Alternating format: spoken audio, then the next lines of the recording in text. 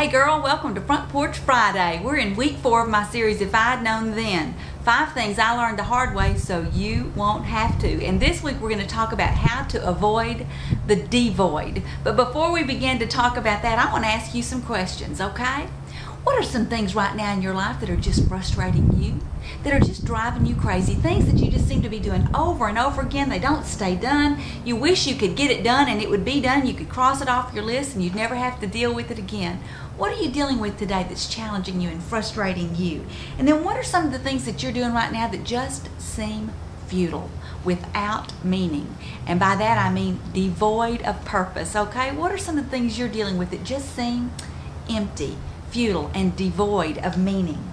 Well, back in my 30s, I can remember some of the things that I was dealing with as a young mom. I had 3 boys at home, and it was a wonderful season of life, but I'll tell you what, I wasn't enjoying it as much as I should have, because this is what was getting to me. Those frustrations that every mom experiences, those piles of laundry that you wash, you fold, you put away, they come right back in about a day or 2 down to the laundry room again, and you just keep doing it over and over again. Or that floor that you mop, and then a few minutes later kids come running in and it's dirty all over again, and what do? You got to get out the mop again. This over and over and over kind of pattern that nothing stays done for very long. Everything I do just seems like it has to be done again in just a few minutes or just the next day or whatever. It was frustrating me. And the number one thing that frustrated me back then with little boys, and if you have little boys, I bet you know what it is. Girls, it was cleaning the potties, because you know what little boys do to potties. You clean it one day, you go in just a little while later, and all of a sudden it looks like it was never done before. It's a nasty, dirty job. And one day I was down on my hands and knees cleaning a potty, just fussing and fuming inside of myself to God about, look at this, look what these boys have done. And I was just fuming. I just cleaned this up yesterday. You know what happens? That fuming, you may keep it inside for a while, but eventually when you get outside that bathroom, it's going to spill over into your relationships, those people in that house, isn't it? And I was fussing and fuming inside myself, and that's when I heard God speak these words to me. He said, Laurie, stop cleaning those potties for you. Stop cleaning those potties for those boys. Stop cleaning potties for companies coming. Laurie, today, I want you to clean that potty for me. For me. And I knew this. God was challenging me to do what Colossians 3:23 calls us to do. In Colossians 3:23, it says, whatever you do, and however many times you have to do it, it ought to say, whatever you do, do it heartily as unto the Lord and not for men. Do it with your whole heart, whatever it is you're doing. All those frustrating things that you just have to do and do and do at your job, that you come to work the next morning and it's undone again and you got to fix it again, okay? You got to do it as unto the Lord. Girls, it's transformed the way I deal with cleaning potties, okay? And it's spilled over into so many areas of my life. Listen, you're frustrated about sitting in traffic? You're on your way to work? Well, sit in traffic and do it as unto the Lord, okay?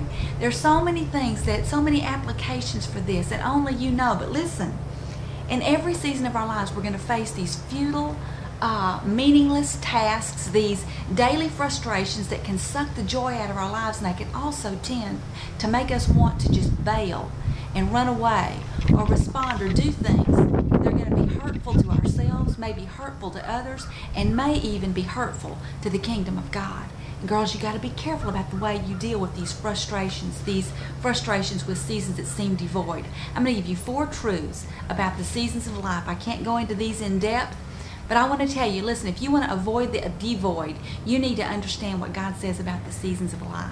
In Ecclesiastes 3:1, it says that God has made all the seasons, that He has made every season, and that every season has purpose. And so number 1 about the 4 truths about the seasons of life is there is a season, it says, for everything. Girls, there's a season for cleaning potties. There's a season for the jobs and duties and responsibilities that you're in. There's a season for it. And then secondly, in Ecclesiastes 3:11, it says God has made everything beautiful.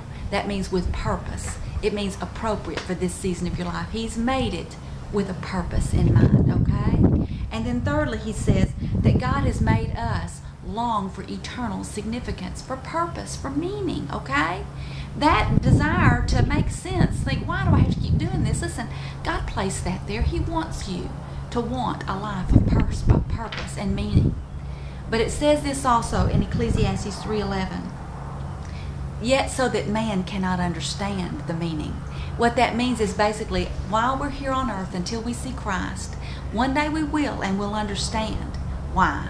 But right now, we can't understand all the reasons why God has appointed these various tasks, these frustrating things, these things that drive us crazy in the seasons of our lives. And so what do?